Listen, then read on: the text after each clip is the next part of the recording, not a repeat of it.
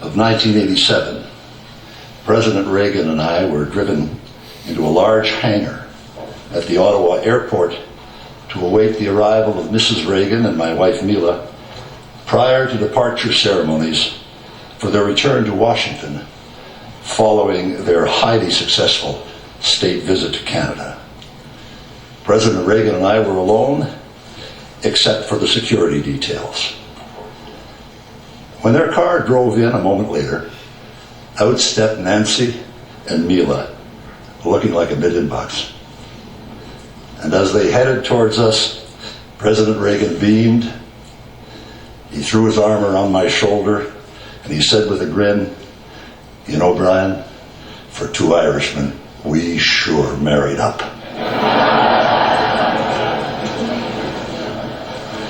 I mention this anecdote again because it reflects a unique Reagan reality. She really always was on his mind. We all know of Ron's great love and admiration for Nancy and the elegant and constant manner in which he publicly expressed it. One day at the White House, after another absolutely glowing tribute by President Reagan to his beloved Nancy, I said privately, "You know, Ron, you're going to get me and all the rest of us here in a whole lot of trouble with our wives because we can't keep up with you." And the president chuckled and looked at me with that Irish twinkle in his eye and said, "Well, Brian, that's your problem, not mine."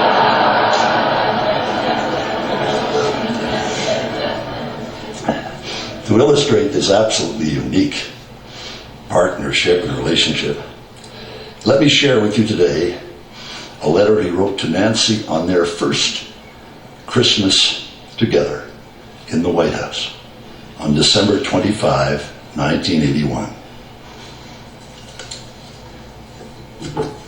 Dear Mrs. R., there are several much beloved women in my life, and on Christmas I should be giving them gold and precious stones and perfume and furs and lace. I know that even the best of these would fall short of expressing how much these several women mean to me and how empty my life would be without them. There is, of course, my First Lady. She brings so much grace and charm to whatever she does that even stuffy formal functions sparkle and turn into fun times. Everything is done with class. All I have to do is wash up and show up. There's another woman in my life who does things I don't always get to see, but I hear about them and sometimes see photos of her doing them. She takes an abandoned child in her arms on a hospital visit. The look on her face, only the Madonna could match. The look on the child's face is one of adoration. And I know because I adore her too. She bends over a wheelchair or bed to touch an elderly invalid with tenderness and compassion, just as she fills my entire life with warmth and love. There's another gal I love who is a nest builder. If she were stuck for 3 days in a hotel room, she'd manage to make it home sweet home. She moves things around, looks at it, straightens this, straightens that, and you wonder why it wasn't like that in the first place. I'm also crazy about the girl who goes to the ranch with me. If we're tidying up the woods, she's a pee-wee powerhouse at pushing over dead trees. She's a wonderful person to sit by the fire with, or to ride with, or just to be with when the sun goes down and the stars come out. If ever she stopped going to the ranch, I'd stop too, because I'd see her in every beauty spot there is, and I couldn't stand that. Then there is a sentimental lady I love, whose eyes fill up so easily. On the other hand, she loves to laugh, and her laugh is like tinkling bells. I hear those bells, and I feel good all over, even if I tell a joke she's heard many, many times before. Fortunately, all these women in my life are you.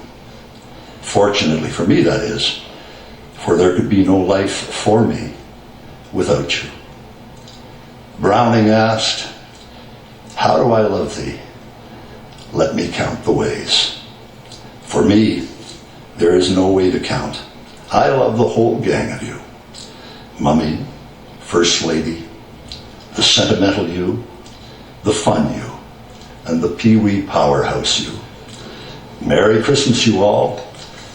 With all my love, lucky me. Theirs was a love story for the ages. As first couple, Ron and Nancy Reagan represented America with great distinction. They had a magnificent sense of occasion. They had style, and they had grace, and they had class. Some of you may have heard my reference to lines from William Butler Yeats when talking in other circumstances of what the Reagans meant to us all. Today, those same golden words tumble across continents and down the vista of the years as we think of Nancy reunited finally with her beloved Ronnie. Yeats wrote, think where man's glory most begins and ends, and say, my glory was that I had such friends.